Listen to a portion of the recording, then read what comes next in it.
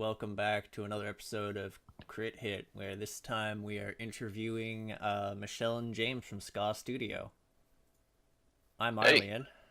Hello. I'm Sean, and yeah. Um, these guys, oops, just bumped my mic. Don't worry about that. That's what editing's Um, for. Yeah, these guys made Salt and Sanctuary, Dishwasher, Charlie Murder, a bunch of other games. Also the sequel, The Dishwasher, Vampire Smile. Yeah, and yeah, I guess we'll start this off the way we've just kind of habitually been starting off our interviews. By asking what got you guys into game design, and the reasons why you decided that this is what you wanted to do for a living.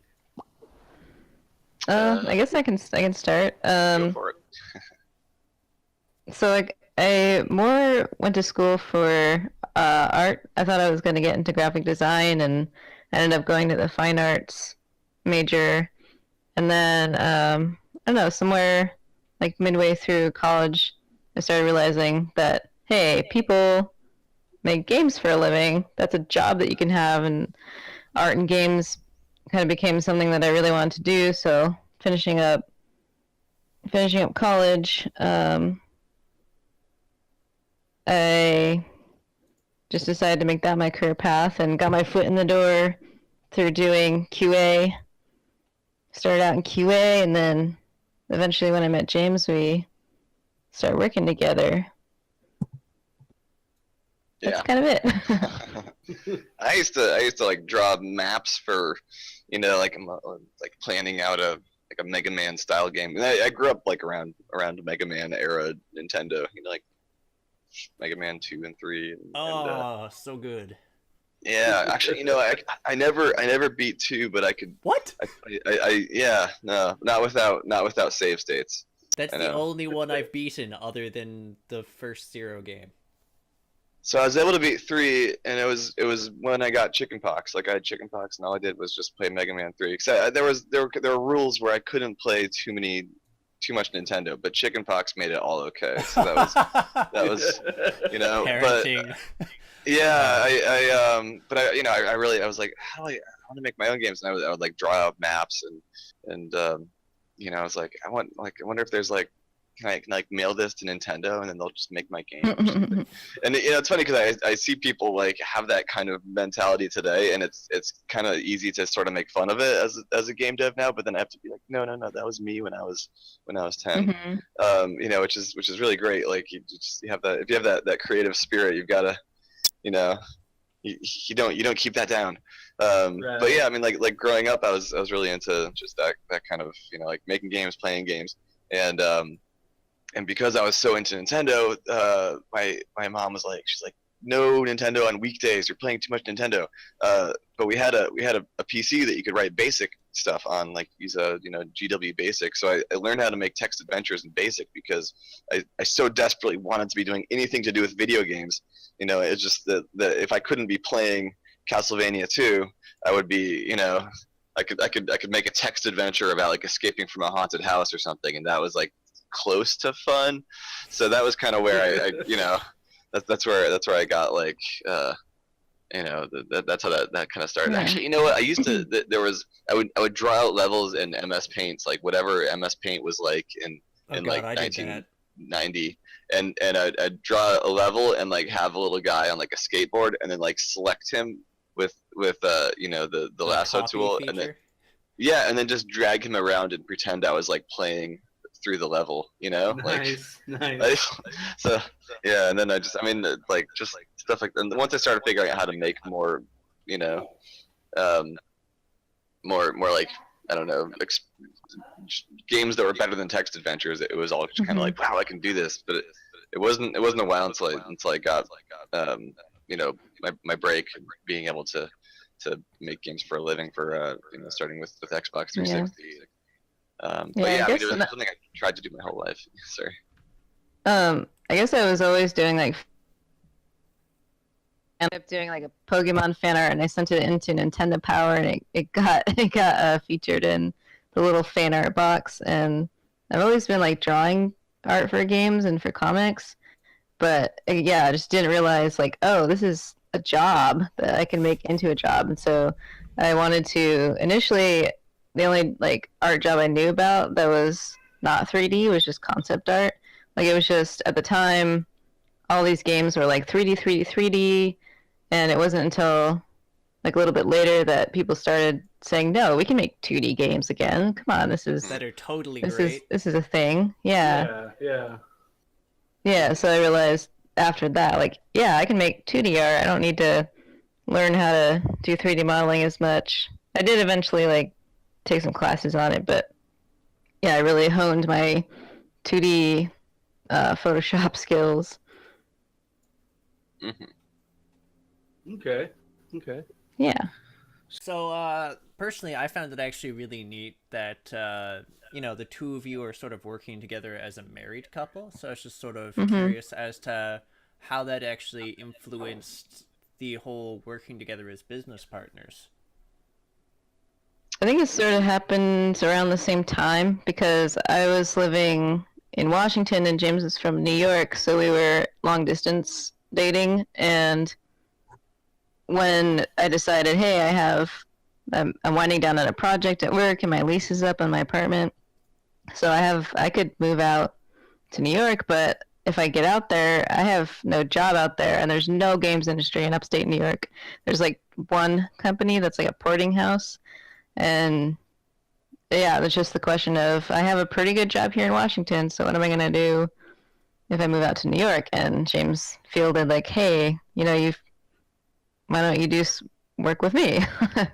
And so it went from just moving out there and starting right away, like kind of starting our relationship in a much bigger way, and then also starting to work together right away as soon as I moved out there.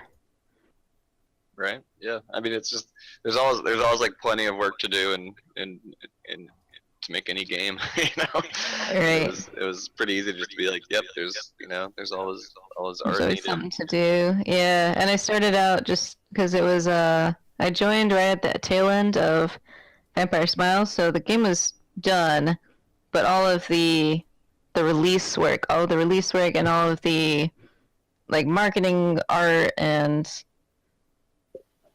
miscellaneous things that needed to be done. And we were working with another guy at the time, Dustin, who's doing the marketing coordinating. He always has lots of work to be done, so I just kind of filled in any hole of things that needed to be done. Like making I made a bunch of little dishwasher plushes by hand and got Dustin and James to help make those, and we sent those out to press, and in like a packet of like, here's the game code and a little pamphlet and the plush. Right, all the Nice. PR stuff. Yeah, PR stuff. Right, Wait, so and then Dustin? Michelle was. Dustin was he worked with us for like I think it was pretty much just a year. He started for Vampire He started Smile. with you, yeah, and he was working with you for a year, and then kind of, nearing a year, he was like, so I have this job opportunity in San Francisco, and I think it helped him feel like he could move on, that I had joined and was gonna do any of the work that he was doing. So when he left, I took over his job, and then also like the extra artwork, and now I guess I do all of that as well as biz dev somehow. I don't know how I adopted that job too, but now I'm doing a lot. Yeah. So I don't is know. he You actually- had that business degree, so it was like. I do. So I have a business minor, and I guess it's coming in handy. Although it's one of those things that feels like what you learned in school isn't exactly what you do in real life. Yeah, I'm But- very familiar with that feeling. Right. Like Yeah, same how that- thing with art. Same thing with my art degree. Like I learned the fundamentals, I assume, but all of the skills, like the technical skills I use for this job, I taught myself alongside my fine arts degree. Right? It's funny how that's also true of game development and computer Yeah. science. I think Sean's Well, actually had more college training towards what he's doing now than I have. yeah. But yeah, definitely school definitely doesn't prepare you for actually implementing this stuff. Right. Right. Yep. That's college for you. Man, mine was all just like theory. Just, Mm. it would have been good for like if you if you needed to mathematically prove the effectiveness of an algorithm for like a really sensitive, something like laser eye surgery kind of sensitive stuff. Right. But for Yeah. games, not useful. Because like I Yeah. took programming briefly, and I could put it to building code and theories and stuff, but when it actually came to applying it to anything graphically, I was basically useless. Yeah. Well, it's a lot of computer science. Like even like my whole major didn't really touch on anything to do with graphics. And when it did, it was like Java 3D, which is a very specific library, and just does not really. I don't know. It wasn't a lot of like more useful portable concepts. Yeah. That was something else. At my school, there was basically no game development. There were 2 classes that were about game development, and both of them were in the computer science field. So one of them you had to be like 300 level computer science to take, and that was computer graphics for games, and I was not in that that field, so I couldn't take that. But I did end up taking this. It was called like Games 101, I think, and all we did was make games with Game Maker. It was actually really fun, and I used that class for a math credit of all things. So I did get like a little bit of game design in school, but it was making games with Game Maker, which is totally viable, but at the time it was really interesting and funny because they're just making these really shitty little pixel games. I mean, I've played some pretty decent game maker Yeah, games. they can totally be good now, but at the time, like 2002, they were not as great. Someone programmed an actually amazing Sonic fan game in QBasic. Oh man, Man. QBasic, Yeah. that used to be my jam. That played so many QBasic games. Quick question, just as an aside. So there's the secret level in Vampire Smile where there's like the faces of you guys planted on the bosses. Yeah. Which one of the bosses was Dustin? Let's see. You were the hockey guy. Right, so he would have been the Crescent. Oh, yeah, really unfortunate. he was the I think- crab dude. Didn't he give himself laser eyes or something? Yeah, he did. Yeah. It's been a little while. A little while. Yeah, and meanwhile, I didn't know you were doing that. You were just like, "Hey, do you have a picture of yourself?" And I'm like, "Why?" Which So I I think actually he found took. Yeah, he took a picture of me from a wedding that we went to.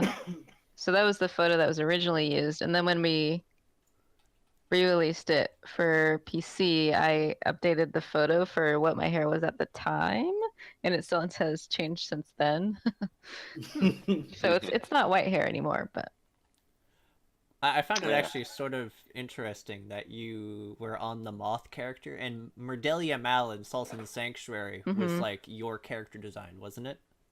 yeah, so the Murderfly actually came about because of a conversation we had when we first met in person, and I didn't know that he was going to implement that either at the time. We met at PAX in 2009 was our first like meeting in person, and the story it goes, I worked on his game as a QA, quality assurance person, his very first Dishwasher did Samurai, and just became a fan, and I was like, I want to meet him at PAX when he goes to do his talk there. So I met him at PAX in '09, and we were just hanging out with him and a bunch of other folks who were kind of following him around, and I was telling him about this idea I had of, and I'd already drawn it, this murder fly. That's my version of it was this beautiful blue and purple butterfly that carries a knife and it's like a switchblade, and it it's supposed to inspire you to keep working because if you don't, it'll stab you. This Where can we butterfly get one of those? this butterfly that flies around your head, and if you stop working, it stabs you. Yeah, so I told James about this. He was like, "Ah, murder fly, cool." And then later, in the development of Vampire Smile, he created his own murder fly with the awesome like skeletal wings. I'm pretty sure I was Like the telling skull you that patterns. the whole time too, right? I hope I was. I think you eventually did, but it was funny that you when I told you about the murder fly, you just sort of got this like glazed over look in your eye, and you're like, "Yeah, cool." Like you didn't care about it, but then you went and made a boss after Oh, you that thought idea. it's probably Like just. you must have been like thinking in your head, "Yeah, that's cool." Uh, Just And you thought I immediately was went just. into like design mode, and, yeah. like disconnected. So Insulated. you stole my idea. Good thing we work together now. I actually know that glazed looks so well because people explain things to me, and I just start tuning out because immediately like I need to work with this, and they're like, Arlie, are you there? Mhm. Yo, and I'm like, what? What? No. Yeah. Yes. Yeah, and so kind of after that, I started redesigning the murder fly just about every other year or so. I'd make a new version of the murder fly, and then that led to Mal, this version of Mal. Yeah. Yep. Murder Yellow Mal. Hmm So Yeah. she's probably gonna continue just because it became one of those trends that you continue on in your games, kind of like the potato thing.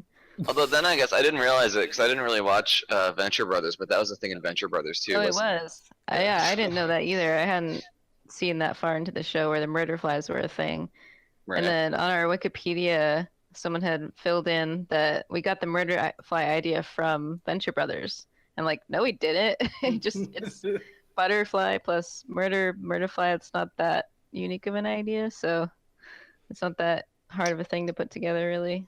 Right. I was always more of a C Lab Aqua Teen Hunger Force guy anyway. C Lab. Yeah. C-Lab's Yeah. great. Haven't actually seen C Lab. I'm sorry. You Oh, man. should. It's great. Oh man. It's pretty crazy. It's another one of those shows where it just seems like they were on drugs I mean, they that's probably Archer were. for making me. it. That's just Mhm. Archer for me. Oh yeah. So I in doing some research for this interview, I found that you early on you would put out a number of games like Zombie Smasher X, Blood Zero. They just weren't coming out to be considered financially successful. Yeah. It was what- kind of before indie. It was But- before what- indie was a word.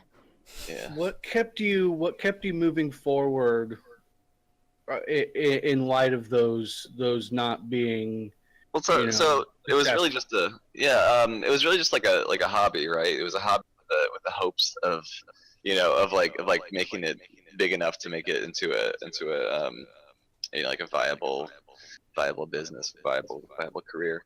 And actually, like a big inspiration for that was this guy Jeff Vogel, who made the Exile series.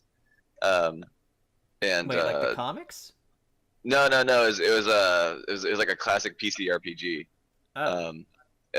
And so like I was playing those when I was growing up, and in his frequently asked questions, it was like, do you really do this as a living? And he said, yes, I do.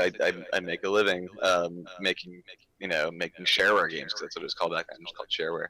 And so that was like this inspiration where I was like, okay, I can do this somehow if I just make these games, put them out there as shareware. Maybe I can get enough people buying them that I can make a living this way. Never quite worked. And so I was like going through college the whole time, like I'm making games, and they're all bad, and it took me a little bit of extra time to get through college than is normal.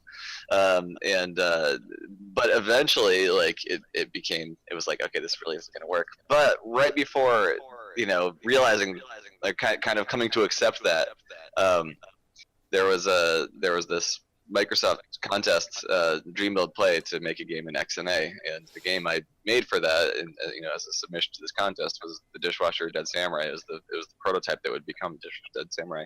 So I submitted that game to the contest. That was like 2 months before final graduation, and then graduated. Was like, yep, guess I'm gonna have to get a real job. Found a real job, and then like 2 months after that, I hear from Microsoft that, like, looks like you might be in the running for the final, whatever. And so then I found out that I won the contest, got a contract to release on Xbox Live Arcade, spent the next year finishing the game, and then game came out, and it did well enough to just make a living doing this, and that's what I've been doing since. So really, even though now we're like PS4 Steam developers, it's like I always have a soft spot in my heart for Xbox. More Xbox 360. Xbox One now feels like such a different thing that I don't even know it. I mean, we only use Xbox One for HBO. But I mean, every Xbox has seemed like a different thing. The old one seems like a suitcase now.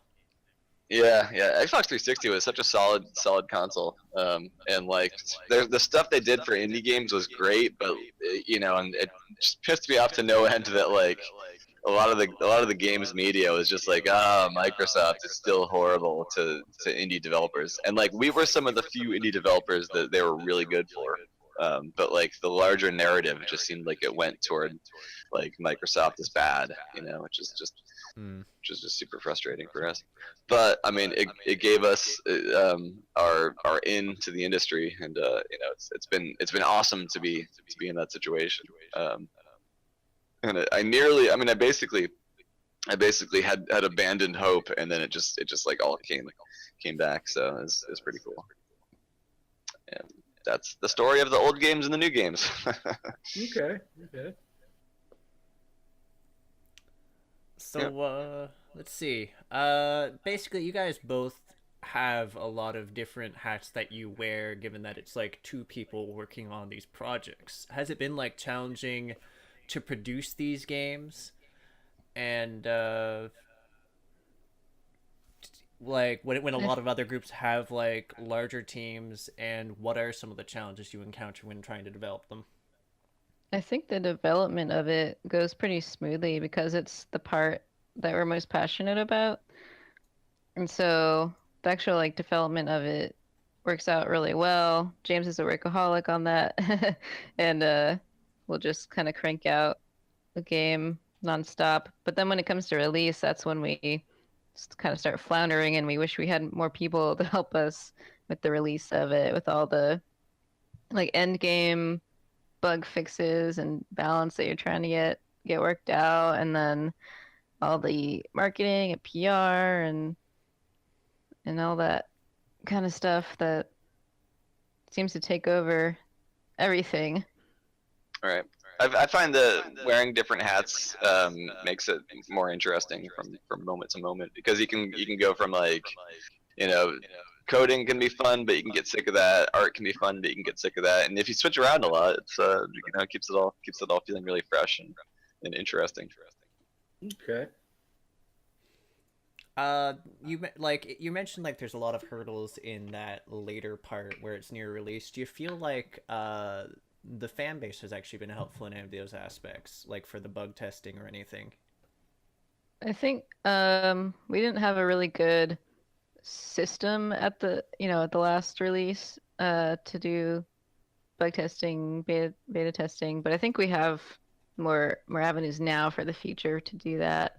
I would say the biggest help that we had was from streamers and content creators at the end of Salt and Sanctuary, and that came about like seemingly by accident on our end, because we just started getting all this attention from, there was like the initial Bati Vidya that started getting attention, and then other streamers and YouTubers are picking it up, and like a bunch of guys ended up coming up to us at E3 the year we were showing at E3, also the same year that Dark Souls 3 was announced.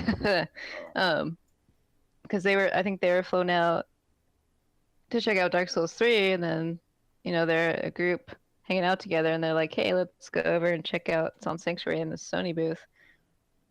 So we met all of them, and that really led to, hey, we should like give them access to the beta and have them really plug away at it and see what feels right and see what's not, too hard, too easy, whatnot. And I think that was the reason why we ended up making the bosses a lot harder, because streamers or speedrunners and whatnot were really blasting through it, and James was like, okay, I have to make this harder.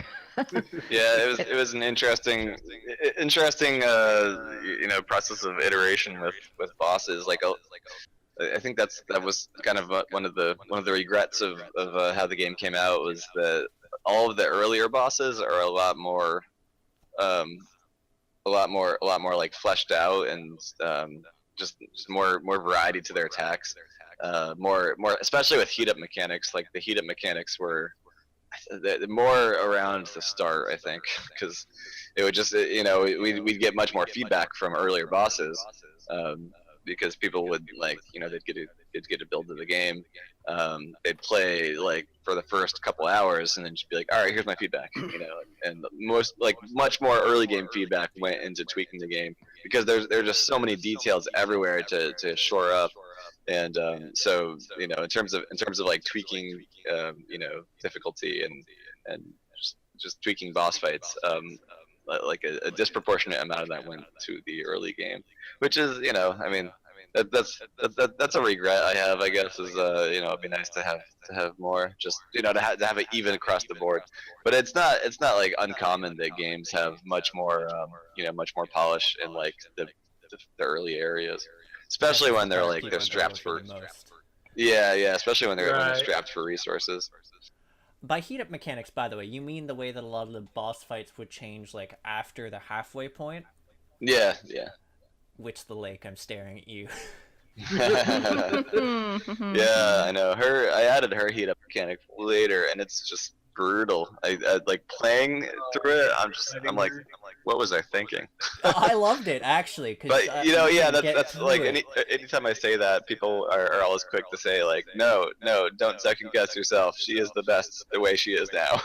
She's that wonderful hurdle. She was fun to fight, but I remember the first time I played the game, angrily Skyping Arlian the entire time. So it took me like 30 tries. What was worse? So for a setup, for me wanting to eventually do a recording of me and Sean going through that game on New Game Plus 7 on co-op, I was like, wait, but crap, the character I had made, he's gonna have to use.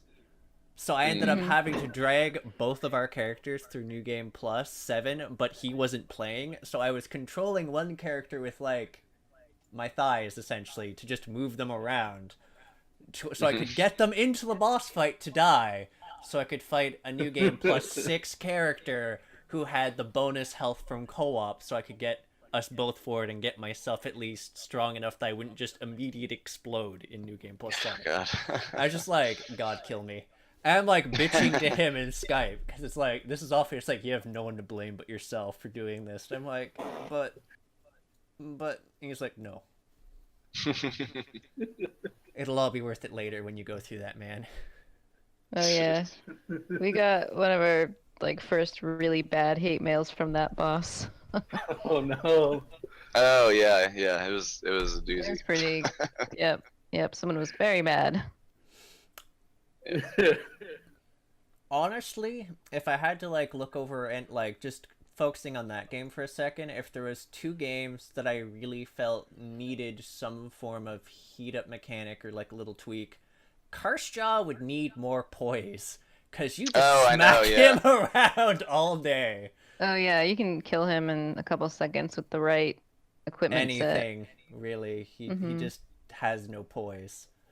The other one was the Forgotten 3, because they get really easy when you kill like Yeah, once you kill one, yeah, a lot of any of the bosses that had multiple bosses in the same fight, um, they they didn't get more interesting when you killed one boss. They got less Right. interesting, which is No, Which interesting orange and smoke kind of thing. I yeah, felt was yeah, sort of a lost thing there, because that could have been like a really interesting Yeah. way to do it. But at the same time, like the way that, like, okay, the Forgotten are like a shit fest of them just knocking you all over the place and being like, please God, one of you die, yeah. and that was fine.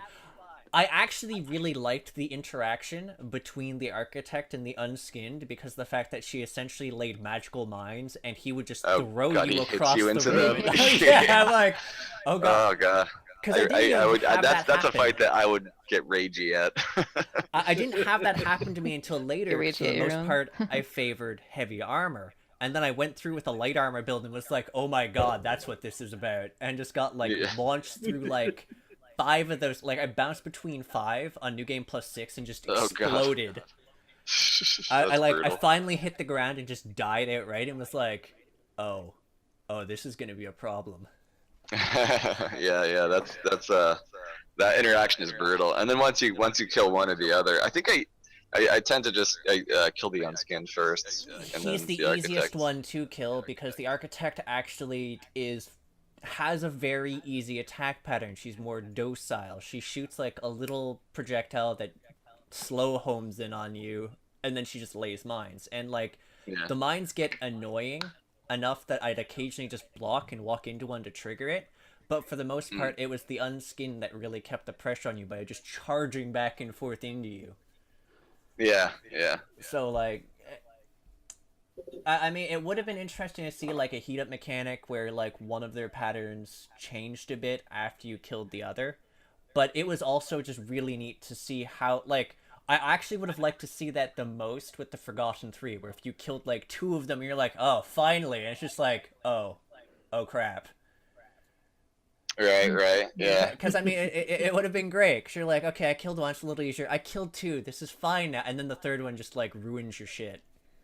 Right. Or you know what? Now it's like it's any idea I have about design changes now. Like it would just be kind of unfair to implement because the game's been out so long. Unless we did like an enhanced edition or something. But yeah, if just thinking now, would maybe what we should have done is like a Four Kings kind of thing where they just all share the same health bar. So it doesn't matter who you're attacking. You know, you kill one, you kill all of them.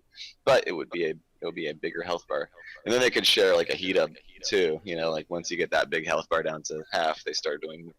Yeah, it could get pretty hellish. Oh god, that's so painful to just think about.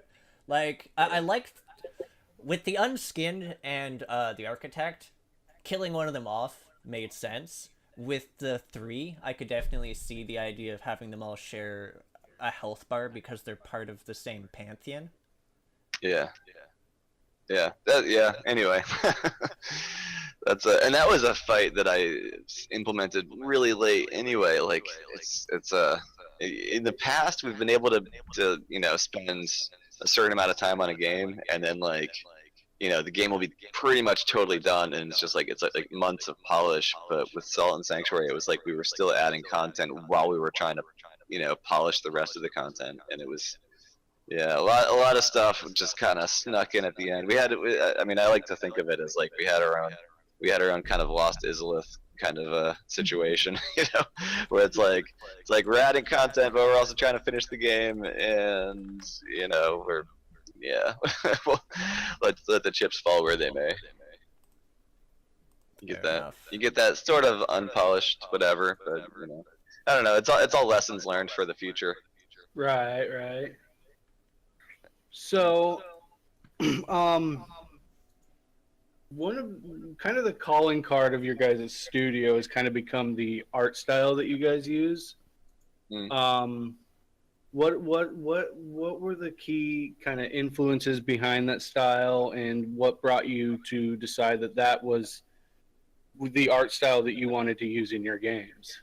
I think it's really just that's James's style that he draws with. It's not anything particularly intentional. Like the mood of it and the desaturation of it is, on purpose, to get a feeling of just discomfort and moodiness. But the style of like characters and the drawings, that's just how James has always drawn. And then Yeah, I go in and try to style match. I can't draw better than what I draw that went into Salt and Sanctuary. You know, it's not like it's not like, you know, I could like bust out some, you know, you know, Yeah, like super. I'm definitely not saying like it's bad art style. I really dig the look of your games. It was just more of a curiosity of, you know, Especially what the since you have reason. No, yeah, I mean, it's just, yeah, it's not like I think I should try this. I mean, it's just, that's just how I draw. That's just how I've always drawn. And like, I think it might have just come from like an evolution of drawing a bunch of like Teenage Mutant Ninja Turtles when I was growing up. Like it just that's kind of how the faces ended up, you know, forming. I don't know. People are like, I get asked a lot if it's like Invader Zim, and I mean like maybe on like some subconscious level, but I feel like I've kind of done the faces with, you know, just it's like, you know, big eyes set kind of low in the face. I can sort of see just, why the it's just comparison kinda would pop up, because the guy who did Zim also did Johnny the Homicidal Maniac, and it Right. sort of Yeah. had that black and white thing to it. But you also actually use like colors in an interesting way too, because like in the Dishwasher games, for instance, you have the sort of desaturation makes the gore factor really pop out, which Mm. is interesting for the sort of comic brutality that I figure is like pretty like it's played for laughs more in Vampire and sort of that stylistic almost samurai film chic, and then I feel you sort of went with a more morbid thing in Salt and Sanctuary with the color Yeah. schemes. Yeah, I mean the desat, it was like the desaturation, and then the like it really like the theme was kind of set with the with that, you know, shivering shore look. That was kind of like the first area that I made, and I really just liked how it came together. But just, yeah, like the heavy desaturation, and then the heavy fogging on the parallax layers, like it's like a really just kind of like a still, you know, kind of like creepy and dead and cold.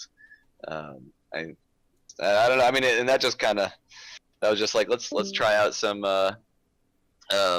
you know, some like, you know, fogging effects on parallax layers, and that's just what came out, and I really liked it. And it's like, you know, this should kind of define the game. The game should be about this.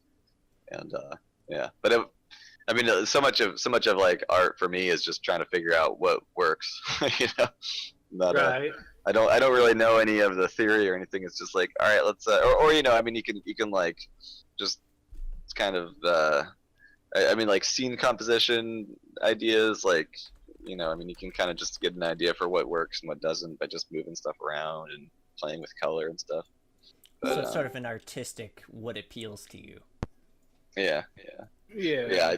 I loved like the stifling desaturation look. I really liked it. So, you know, that just became the theme. But, you know, again, it's just a lot of it's just definitely- trial and error.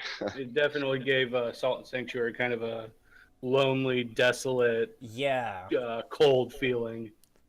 And that, Yeah. you know, is especially sort of underlined by like the fact that you'd get just areas completely bare of like anything friendly. Yeah. Right. Yeah, we wanted it to make it feel like when you're outside a sanctuary, you're drowning. Actually, in the sanctuaries, we kind of upped the saturation because it's supposed to feel warm, and, you know, I mean, like the guitar is supposed to feel kind of warm. Yeah, we wanted that contrast. On that note, actually, like, me and Sean both are actually really big fans of the music in Salt and Sanctuary. And as far as we understand it, the music for these games are made in-house rather than hiring a musician. So, like, Yeah, I did all the music for Salt. And all the other games too. Yeah, we have some, you know, guest There's a tracks few on guest some of the other tracks. games, so. Like I can think of one or two. No, there's two I can think of. But yeah, Salt was all me doing the music. so Garage band. Could you tell us a So bit more just about like what sort of influenced the type of music that went into these games and just how much of the game design process is influenced specifically by your musical preferences? For example, there's like the little mini games in Dishwasher where you actually got to sort of play along to songs. Yeah, so a lot of that was just I was learning guitar around then, and it was kind of like learning like scales and just techniques. It was like you'd learn a new scale and be like, oh, this could be a cool song, you know. And that's pretty much how all the guitar and Dishwasher came about. Just like you know this kind of like starry-eyed, like wow, this scale is great. Like oh, that's how they Offspring did come out and play. You know, just like you know, and building a song around that, and you know, and it worked really well with Dishwasher because you know you build a song around a solo and like just I mean like figuring out that like you can solo over a over like a you know like a main riff just by playing a scale in that key, you know, and just be like oh this is or not you know not playing or just like grabbing little you know like note sequences in that scale of that key and just, I don't know it was just it was really like a neat feeling like just you know being new at guitar and learning all that so that was and also like it had that kind of tie-in because people would compare Dishwasher to the Crow, you know, so I'm like yeah dude playing guitar on the rooftop that's how you do Sure. it so yeah, Salt and Sanctuary was more like figuring out how to make classical music because I had no idea, and so much of it was like okay, so how do you you know, especially like soul style music where it's like how like how do you construct like a you know like a doom choir and how does that like what are the instruments like where does the bass sound come from what do all these different sounds come from and a lot of that was just figuring it out on my own. We did so for all the choiry stuff. That's all a blend of like synth choir and then us actually singing into you know like Oh in the wow. chorus. Huh. Yeah, one of the trailers we have a actual voice, like words to it, but it's like there's the made up language, but it's all programmatic, so it's not really a language that you can do like one-to-one words with. But we wrote up some lyrics and put it through that generator and then made up a way to pronounce those words and then sang that and put that into one of the trailers.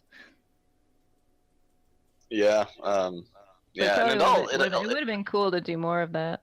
yeah, and it all like doesn't sound quite right compared to like how all the you know how like the Souls music came out, but it's like I don't know, I felt like it was a good enough you know like a good enough hobbyist attempt at Yeah, making for not classical like for sounding like music. not hiring an orchestra, you know, or Right, a musician who does this full time as Like, their life job. right. yeah, like I felt like it typically, from what I've played of the games, any of your games, it typically matches the style of the game itself fairly well, Mm-hmm. which I Right. think is almost more important than having this big professional quality, you know, studio production music. It Is feels more making sure, genuine, right? yeah, it if the music doesn't feel like it matches the scene, you kind of get this dichotomy of emotions. And like it was a really solid soundtrack overall. Oh, Like you're talking about like wanting to have the sanctuaries feel warm and like you go from this sort of ominous music as you're traversing across the island to like this warm, friendly but still sort of melancholy music when you're like chilling in the sanctuaries and I felt that was really on point because I mean it was like a more mm, friendly thing but you still had that almost lonely, isolated sense to it, even in your friendly, happy place. mm. Gotta Yeah. go to Well, your thanks. happy place. Oh, also, the Still Palace and the Last Boss's theme and the music after Hmm. that are super freaking solid. Oh, cool. Thanks. Yeah, yeah. I really liked that idea of, and I'm sure I must have gotten that from like I'm sure some other game does that, but I can't think of the game. But just like a you know really just ominous feeling area where you have this quiet organ that's always, you know, like I really like a clean but quiet, but just I don't know. I really wanted to do that, and I really liked how that came out. The Steel Palace organ sound. For sure. Yep. So like most of the games from what I've seen that you've made tend to look like kind of your own take on a pre-existing style or genre, like, you know, Charlie Murder and Dishwasher, or, you know, kind of those beat 'em ups. I made a game with zombies in it as a twin stick shooter. Salt and Sanctuary is a Souls-like. So like, how much inspiration do you draw from other games and media, and what like, where would you consider like your creative influences to be when it comes to choosing a genre and whatnot? So I think that, like, a kind of funny thing about indie games is like a lot of them draw from like Super Nintendo era games, like very specifically Super Nintendo era games, and like for some reason that's like that's just, I don't know. It's just like a common indie approach, and what we do is we just draw from more current games, you know. And it's like that same thing. It's like there's like a game concept that, you know, we want to make a game within that genre, but like it'll be like a newer genre. Like Dishwasher was absolutely Devil May Cry 3 and Ninja Gaiden. It was, you know. Hell yeah. Okay, I played. And there hadn't really, yeah, like I don't think that's really a common, a commonly taken drama in the drama genre in the indie space. You know, everyone tends to go for games that have more of a feel of like Castlevania Symphony of the Night or something, which is also fine, but pursuing like the nostalgic factor. Yeah. They're more about the nostalgia, and I mean, you know, the reality is like all of these games I'm describing are just, you know, takes on established genres. But like, I guess when you like, just for some reason, because indie has that you know, that pixel art nostalgia, so much of indie shies away from anything new, and then there's even like. There's even that kind of, I think it's just like a totally stupid view where, like, you know, indie developers will be like no new games are good, new games are all crap, only was truth found in the old games because those were real, you know. I think it's just such a dumb mentality, because you know, I mean, like, there are old games, there are new games. New games tend to learn from older games. they tend to build more of like a science, more mechanics, more they can be more expressive. They find out what worked. They found out what worked and what didn't, and you know, they polish what worked, shed what didn't, and, you know, I mean, just in a general sense. So yeah, I mean, I think new games are like, there's nothing worse about them than old games, for sure. I think, and then there's a lot. There's a huge amount better about them than older games. Yeah, I definitely agree. There's a lot of nostalgia glasses going on. Yeah. Nowadays. I mean, there's solid old games and there's bad new games, but there's a lot that new games are taking. There's also bad old games. Oh, E.T. E.T. for Atari. Sure. Let's go. So yeah, I definitely get. And I mean, I could definitely see, like, by the way, Michelle, you're totally showing up as muted. Just so you know. Oh, really? There you go. You're unmuted. Yeah. It keeps cutting out. I switched to data, and it should be fine. Okay. Yeah, I can hear you now. Yeah. Anyways, I could definitely see, like, the DMC inspiration for Dishwasher, just because it was like a very combo oriented game. It had like the sort of stylish aspect to it in the way it's combat, where it's like what I took from Charlie Murder was it was more of a River City Ransom sort of homage. Yeah, like Rage. Yep. Yeah, Charlie Murder was actually Rivers. It was actually the last. So talking about my older games with Zombie Smashers. So Zombie Smashers was supposed to be a River City Ransom with blood, you know, and that was kind of like my nostalgia glasses. So maybe like a lot of my you know, the reason I have this view is just because I kind of look at Charlie Murder and I'm like, you know, those didn't go that well. Because yeah, I mean, River City Ransom for me was like the coolest game growing up. I loved it, but I'm pretty sure if I sat down to play it today, I would be like, yep, this is very slow. This could use some improvement. I actually Yeah. played it semi recently with a friend. It's actually really Yeah. fun with a friend, mostly because you're throwing your friend at people. Right. So it's not actually that great on your own, but it's great with a friend because you're just screwing each other over constantly. Yeah. It's actually really nice that it seems more with like our PC release and more lately, people are seeing that connection to older brawlers like River City. But when we were first developing it and showing it at PAX, I think maybe there was a younger audience that was checking it out because they were all saying, "Oh, this is just a Castle Crashers ripoff."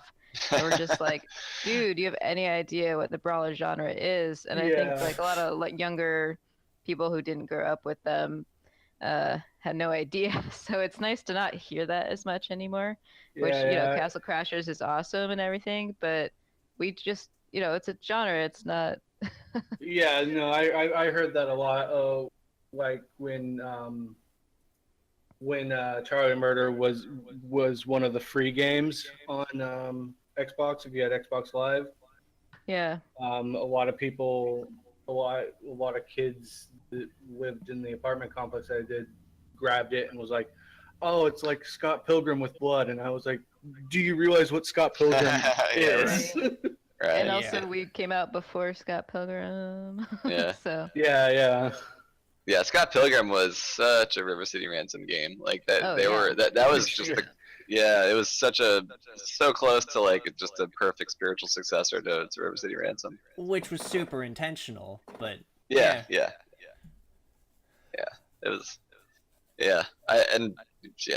I really liked River City Ransom way back when. Oh, also like arcade beat 'em ups. I really liked arcade beat 'em ups. the D&D But one. those oh yeah. So it's funny like we just played the D&D one and it just gets so tedious at the end because it was like we were trying to just like beat the game on an emulator and like have you tried doing that? It's so I have it it's on just, I Steam. haven't have it tried on beating it Steam. recently. It's just like putting quarter after quarter, or like the equivalent of dying and then pressing start. Over Oh, and over oh, again. actually, playing a caster because late game enemies are immune to a lot of spells. And you're just like, oh, I guess Yeah. I'm gonna whack you with my stick until you're dead. well, what happened was this other guy was playing he was playing the magic user, and it was just like every 2 seconds it would do a spell. He would do a spell that would And just it freeze lags the everyone. screen. Yeah. Yeah. So it's just kind of like if you weren't the caster, you're just kind of waiting for a chance to play. Yeah, I got punched Yeah. in the shoulder for being a caster with a friend.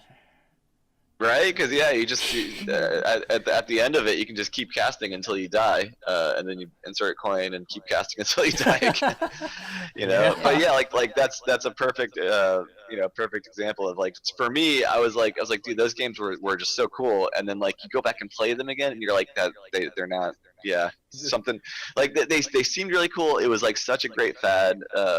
And like when you were in the middle of it, like it just seemed like the best thing. Like it started with Teenage Mutant Ninja Turtles arcade.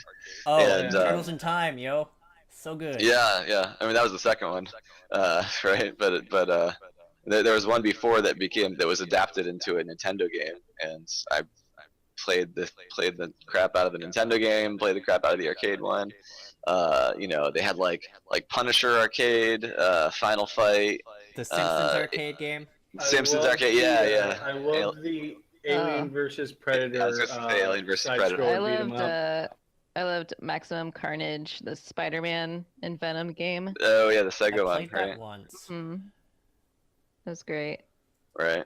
But yeah, I mean, all those games just seemed like the most amazing thing then. If you go back and play them now, they're not fun anymore. Like it's just Let's not forget about Battletoads. Oh, right, my yeah. God. Yeah. Never. Yeah, there was the part of Charlie Murder that was where you're fighting the birds, like you're on a rope going up a castle fighting Right. birds. And That that's was- like it's akin to that Battletoads level where you're swinging on the ropes. Yeah. Yep, But I then we- definitely just could not beat Battletoads growing up, but I could Oh, with no. Game It Genie. was the level that got me is The bike was level. always the infamous bike level. Fuck that. Yeah, place. I think the farthest I got without cheating was the level where you have to escape the vortex. There's like a there's it's you know there's a level where there's a vortex chasing you. It's like this spiral and it's chasing you, and you're on this like weird like it's like the front half of a motorcycle with the handles, and you're just kind of like being dragged through the air by it, and it clings to walls and ceilings and floors, and you have to be pressing the D-pad in the direction of the wall, ceiling, or floor that you're going. And like basically any frame that you're not pressing the right direction, you're going slower, and the vortex is catching up on you. So you have to have like frame perfect, Oh, no. anticipation of the direction. And pretty soon it starts doing like really tricky zigzaggy stuff, and that vortex is just gaining on you every frame. Never got past it. It was just like a That's life awful. sink. Yeah, it was like- rough. like But Ninja yeah, Gaiden, the game ends at the castle. It was designed specifically to get you to put those quarters in the machine. well, that was Nintendo, so it just was designed to get you to throw your controller at the screen. Which rhymes. That rhymed. We could make a song out of that. Oh Um, god. But yeah, I got Game Genie eventually, and then I was able to beat Battletoads. But the victory it was tasted hollow. sour in my mouth. Yep. I just wanted to see what happens at the end. Oh, With that infinite lives, you can just ascend that tower. And the tower at the end was like, it was a pretty cool thing to be on a Nintendo. Like the tower rotated on Yeah, Nintendo. yeah. Like it was really cool on Nintendo. But it played kind of weird, and yeah, it was just stupidly hard. Fair enough. Yeah. But yeah, I mean, big picture is like all of those old game concepts. Like I every now and then it's like, oh, let's try playing that old game again, and then you're like, yep, I can see why we don't buy these games anymore. Aside from nostalgia, and yeah, I mean that's why I like that's why our games tend to just be like, okay, like here's the game I'm playing right now. What would an indie filter look like? What would a Ska Studios filter make this game look like? I love playing this game. I want to make this game. The sad thing is there's a lot of games that are just off the table. Like I love Michelle and I love playing Overwatch now. We could not make our own Overwatch. That's No, just I don't off think the that could table. happen. MMOs off the table. I never got into MMOs though, but it's just it's off the table. And that's a funny thing when you see on like indie forums, people are like, I want to make my own MMO, and you're like, yeah, you know what? I don't If you think want to they get realize what goes into doing that. yeah, like if you want to that's not your starting point. Your starting point, if you've never made a game, is like Pong. Yeah. RPG Yeah. Maker games. Yeah, and really, like, I think it's horrible when people are like, I want to make, any type of game type that's just not viable for indie, because it won't work for them, and they'll get discouraged, and then they won't make games, and Yeah. yeah, so that's and that just, it is what it is. Like, there are certain types of games that it just doesn't make sense to try to make as an indie. And fortunately, like the Souls-like formula, like it's a crazy amount of work, but it was within our reach. Like actually, I thought it would be way more within our reach until I was like, hey, this could be like a pretty cool, like neat little thing, And it was like, nope, it's not little. It's neat, but it's not little. No, the world building that goes into those kind of games. Yeah. Which I mean, on that point, like the lore. For Yeah, Souls it kind of got out of hands is too, impressive. and a lot of it was, I wish I could have had more time to flesh more of it out. But I mean, I like that a lot of it is ambiguous enough that people have their own interpretations of it, and I have like an interpretation of all of it that I've seen people with very different ones, and that's all good.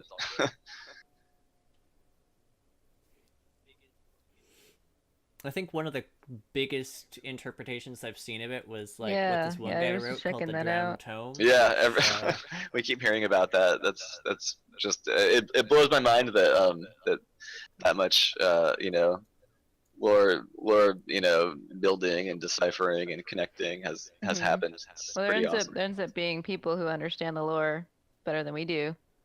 Because a lot of what we do is just, oh, here's an idea So for a little thing, actually, taka taka taka, put it in. Here's another idea, put it in. Forget about it, and then Yeah, I know. someone else is like, I've forgotten a lot of little details about the lore. Like especially like area names, location names. Because like when you're coming up with it, a lot of times you're changing it, and then you remember an earlier version of it, but not the later version of it. Like weapon names, we actually this YouTuber named a German Spy changed a lot of the weapon names to be. That's why the weapon names are so like weapon and armor names are just super interesting. like words that I'd never heard of, and so I have names that I remember them all by, and then I see them in the game and I'm like, oh yeah, that's what that's called now, yeah. Yeah, I like know, a right? Like I think doppelganger originally it was armor. just called something like like shrouded plate or something. Like it was pretty it was all pretty tame, but Because it was the Shrouded yeah, Knight set. shrouded greaves, shrouded gauntlets. I mean, but yep, nope, it's Doppelsoldner, right? I think. Yeah.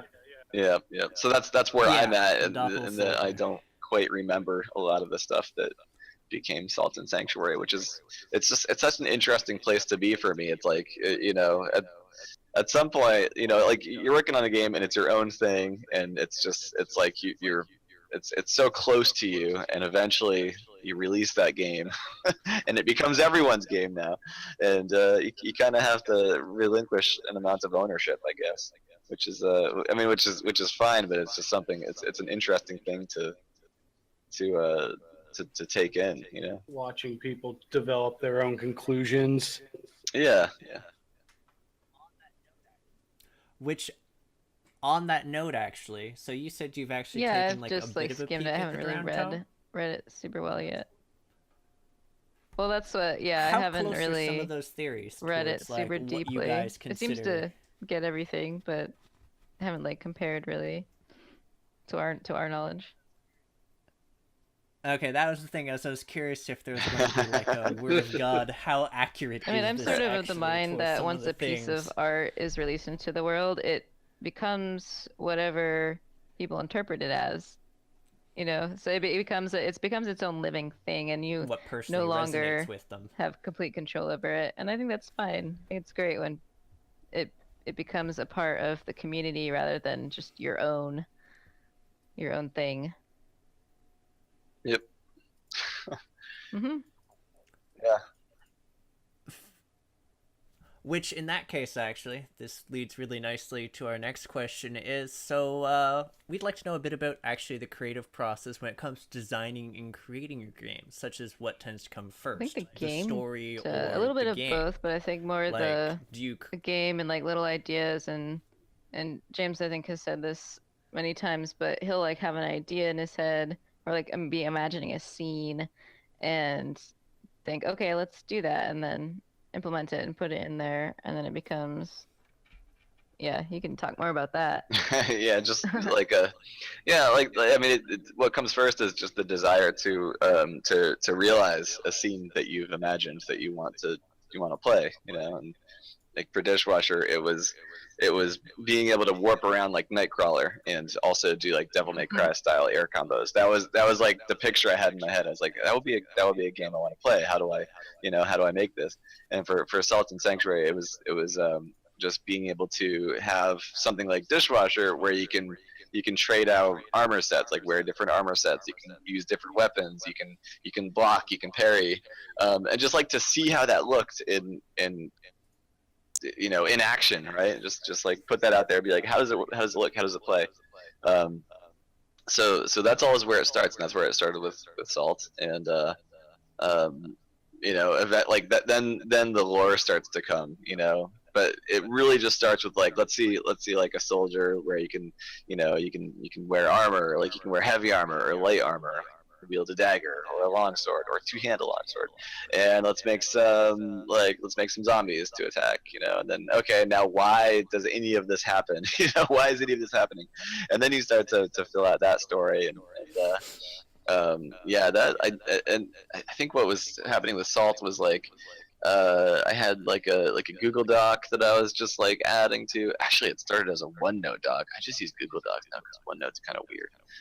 But you know, you just have a doc that you're adding to, and like I think pretty early I created the greater world map of the all the different regions, and um, that was like pretty early. Yeah, yeah. I guess I I think don't I've know if seen a it's picture of that. well, it's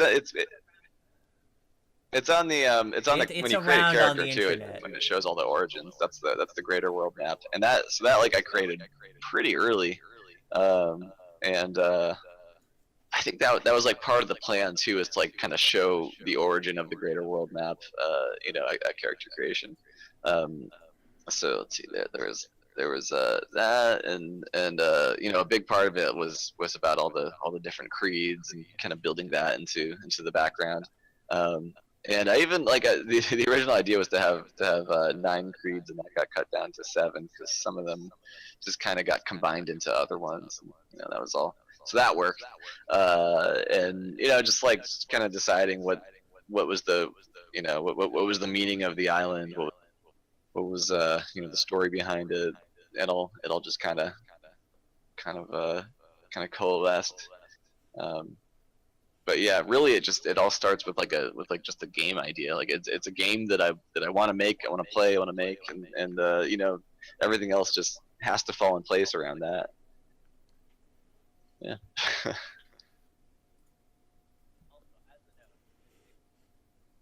Also, as a note, just gonna say this: the creeds that you actually did are essentially Yeah, like yeah. The that idea was being it's like take covenants, on but it's like covenants. a little bit more, And and, you know, it's like more of a character identity. That's kind of funny because like Dark Souls 1, like a covenant was, you know, you do a covenant and you're like that was kind of like a commitment. But like by Dark Souls 2, you could just kind of swap them out, and then Dark Souls 3, it was even easier to swap them out, I think. It kind of became. same. Yeah, It no, kind of you can became. literally Yeah. equip them. They just Depending are on like how a you little wanted to thing play the of game, pick a covenant. Yeah. which I mean, I actually really liked the creed system because they all had their like a very specific identity. They affected your consumables, they affected access you had to stuff through the vendors, they changed Yeah, story that yeah. you got from just That talking to them casually. yeah, that And was they also mildly you know, improved the like ending. and of course like everything with this game, like I wish that I could have like fleshed out each creed a lot more, but I mean that was the idea though, was like your creed is such a part of your identity, you know, in this world where it's just it's you know, like different nations, different creeds, different identities. You know, it was supposed to be such a part of your character that, like, you know, playing through on different creeds should have felt like I wanted it to feel more substantially different than it does now. You know, I'm not like unhappy with how it came out, but yeah, that was something I really wanted to you know, to flesh out. Because they do lend themselves to different play styles, which is really neat. Like there's a casting creed, there's the all-around awesome badass creed Yeah. that makes everything hate you, betrayers. There's like the physical creeds, which is like Iron Ones Mhm. and the House of Splendor, respectively. The 3 was generalized. Yeah. They had a good access to a fire and lightning buff, and then Poison Creed, Cleric Creed, Yeah, yeah. Mage the- Creed. Yeah. Um, I think, Keepers think of Fire I and think that's Sky. all of them. yeah, that one. Yeah.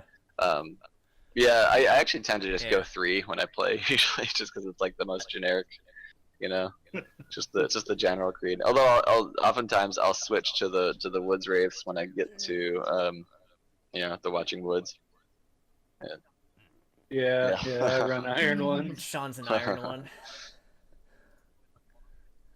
I was, for the Yeah. longest time, I was House of Splendor.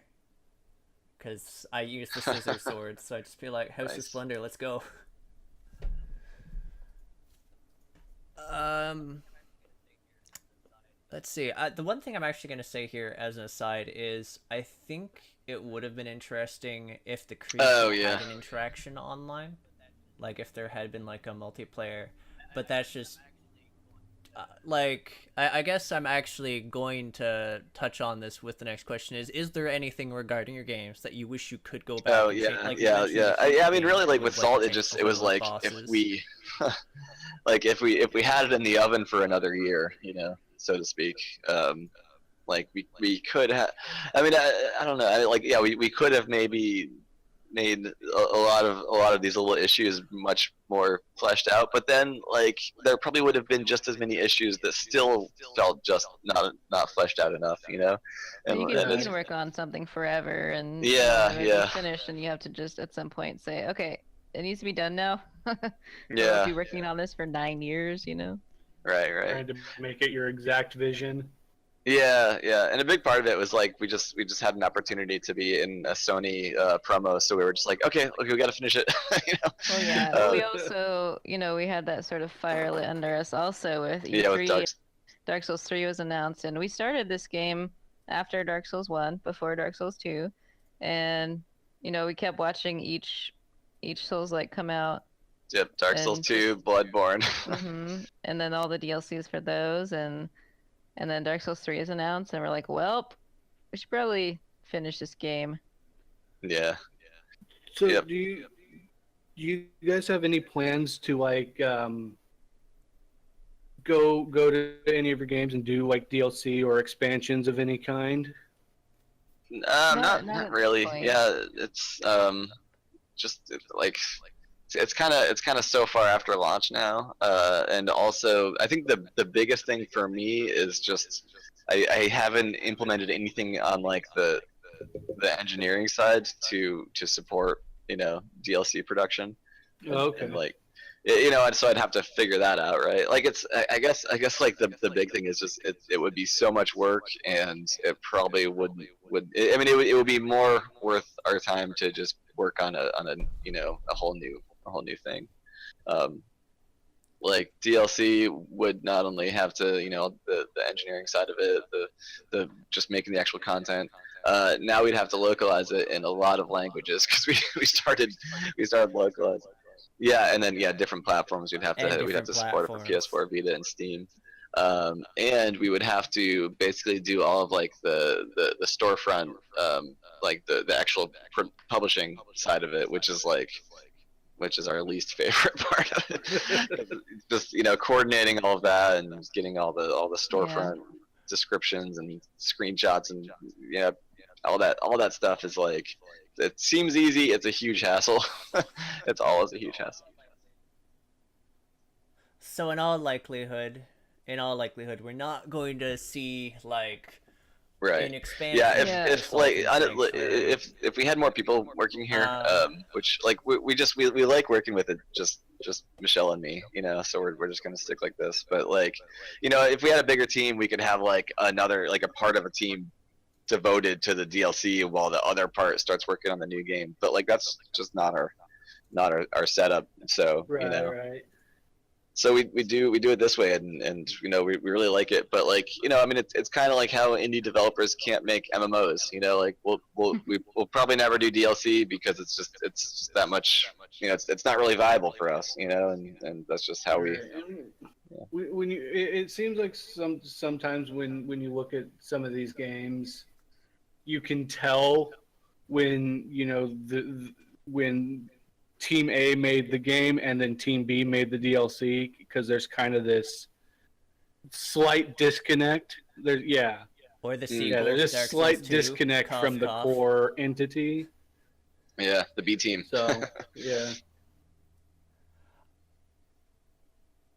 I mean, the one thing I am actually following up though, based on the question was, so was there anything that was cut from like the original Dishwasher? Vampire Smell, Oh yeah, and cut. Salt? Like I guess it wasn't really so much cutting, just like. Oh, actually, I have a good example. Something that was cut was I had like a really complicated upgrade system planned out for Solid. I thought I told you about this on the last time we talked, but it was an hour.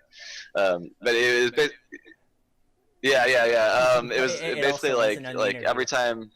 every time you level or you upgrade a weapon, you would be like spending either a red gem or a blue gem, and like you would like create out a pattern of like your upgrade pattern. Like if you went like red, red, blue, red or something, then that would imbue your weapon with poison damage or something, and you know, and then that kind of went in like the red and blue.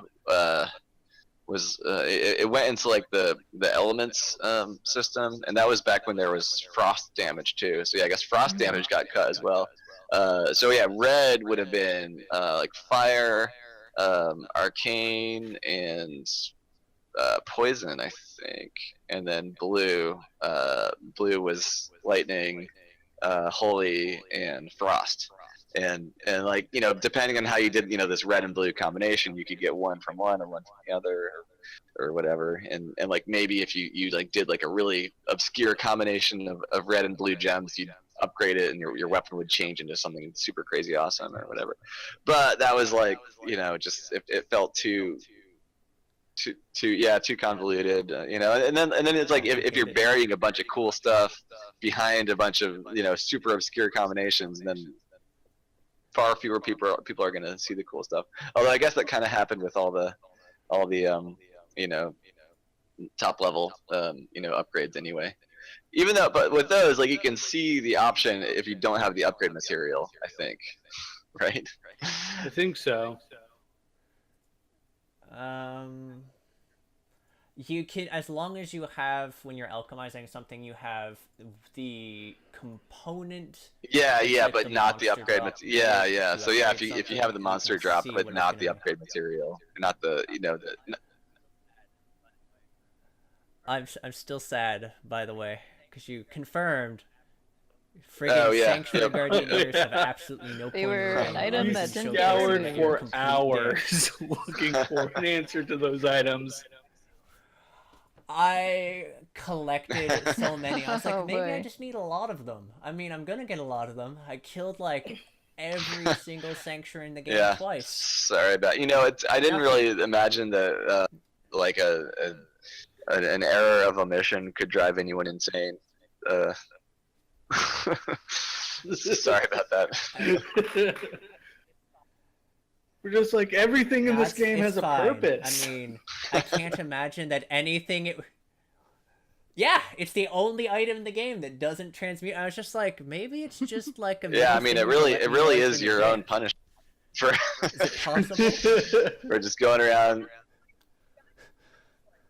I mean, I had to fight those guys in the first place. That was a punishment enough. And it's like, here, have this item. That's Yeah, just a you're reminder evil. that you're bad. You have a bunch of You're a ears. bad person.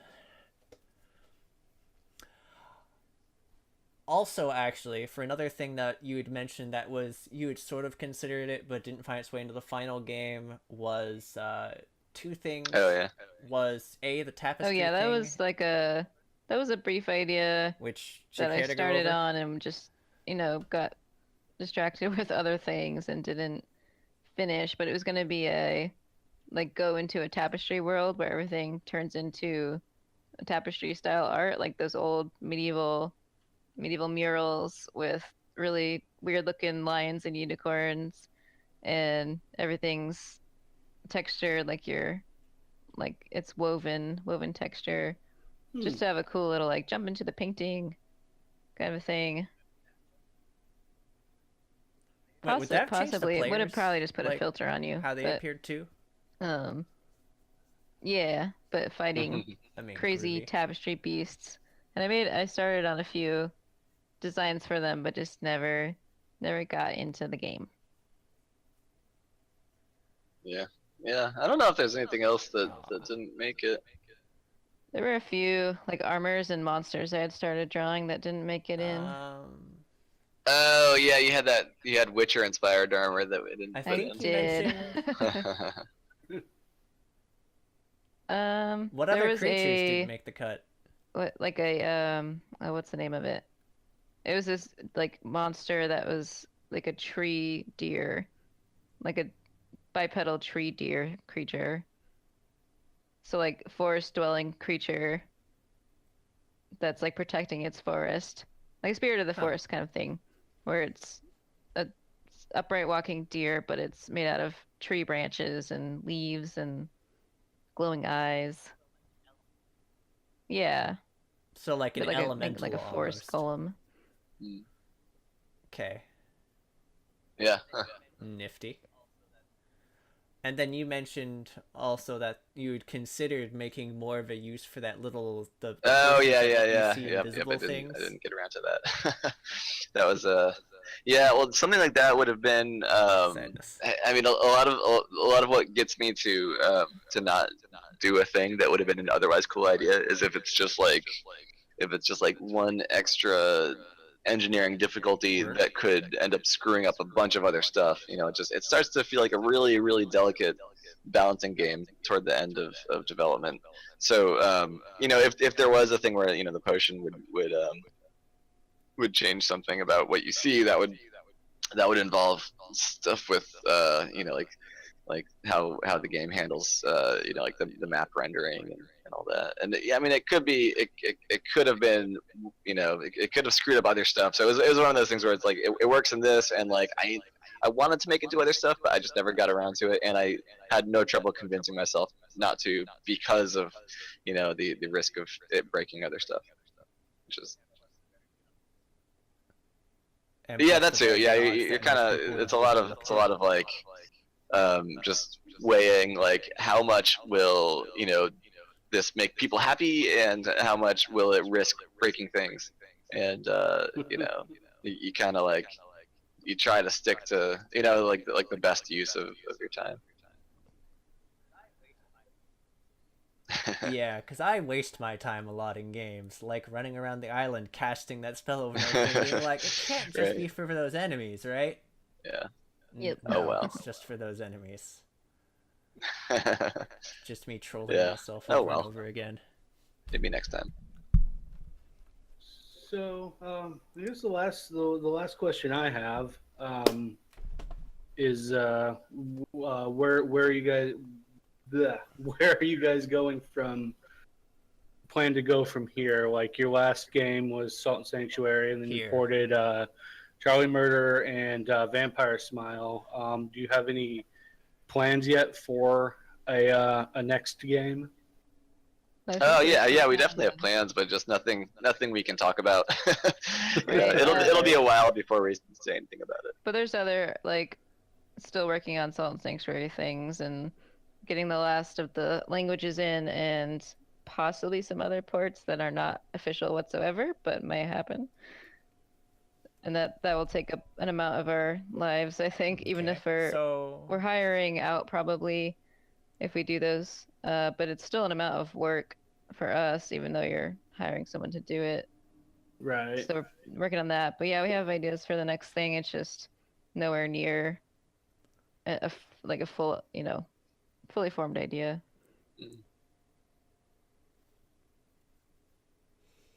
I suppose in that case, the question would be for players of your games that are currently out, like, is there, like, for Vampire Smile and Charlie Murder, is there anything that's going to be necessarily changing other than stability patches? Likewise, for Salt and Sanctuary, is there going to be any major changes or anything that people might want to keep tabs on? Possibly included the much vaunted everyone crossing their fingers. Yeah, I don't think controller. anything's gonna happen soon with that. It's just, I mean, we're just kind of focusing on ports. Yeah, yeah. I mean, in terms of like, there's some like little tech issues that have recently been brought to light that I'll have to I wanna fix those. Yeah, it's just like ports, and then we still haven't set Russian and Polish live yet, so those are on our list. Yeah, we might have to actually finish Chinese because if we Oh want to yeah, release, to release in East Asia. yeah. Yeah, so yeah, it's a lot of uninteresting stuff. Yeah, Sad it's to super, say. Part of the it's process, super not, though. yeah, we would really love to be doing more creative work again, but it may not happen for a bit. And in the meantime, for stuff like multiplayer, it is a might happen at some point, but there's a lot of stuff that needs to be done in the meantime for the sake of stability and being able to Right. Yeah. understand I the mean, different yeah. regions. In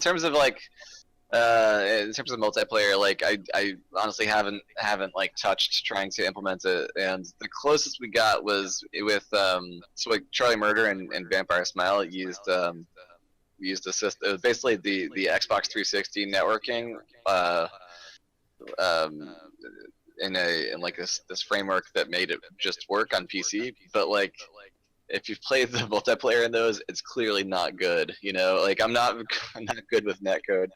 Um, yeah, it'd be nice to figure it out in a way that makes it work, but like, yeah, I don't have a lot of confidence in that.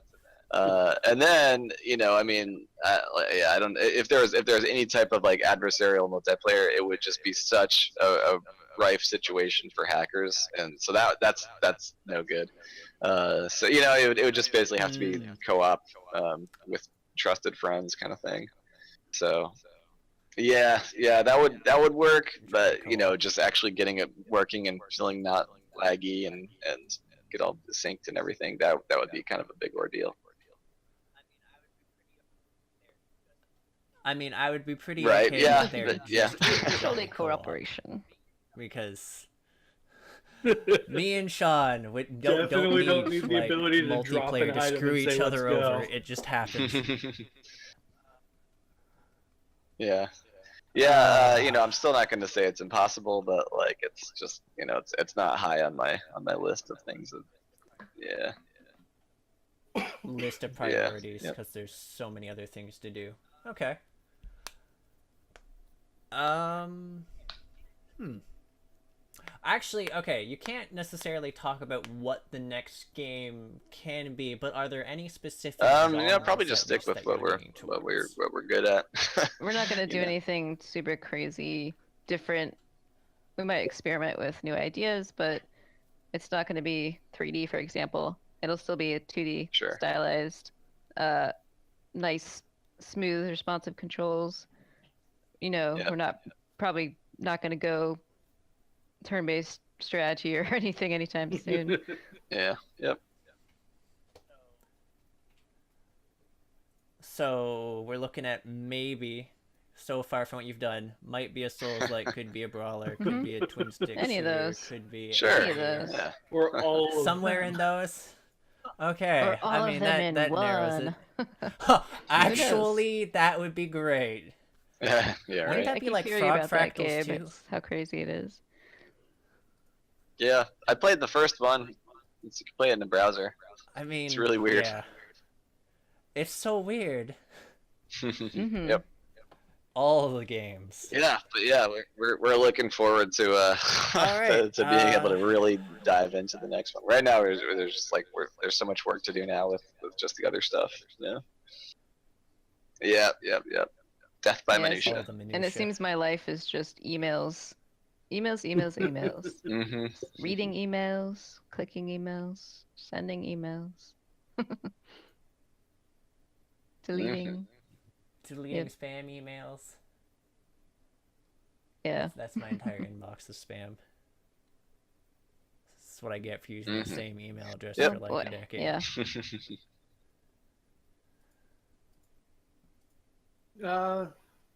So, Sean, anything? No, I don't think any so. words here? I got through the questions I wanted to ask. Cool.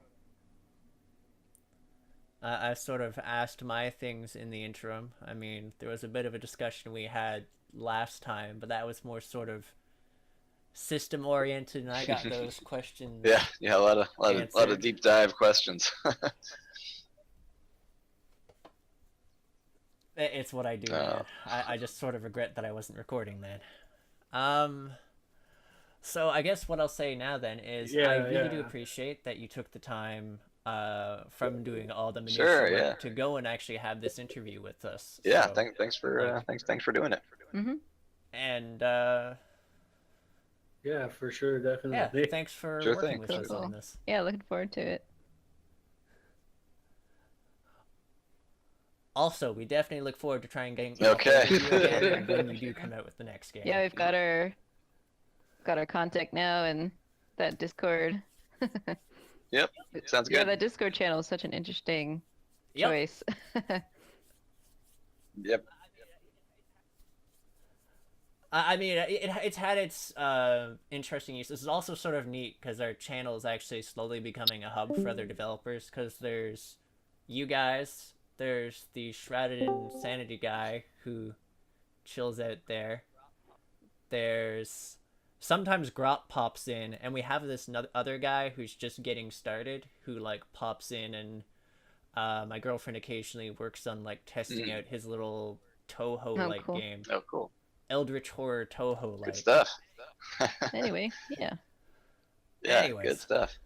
All right, well, let us know if you ever have any more questions. And Yeah, for sure.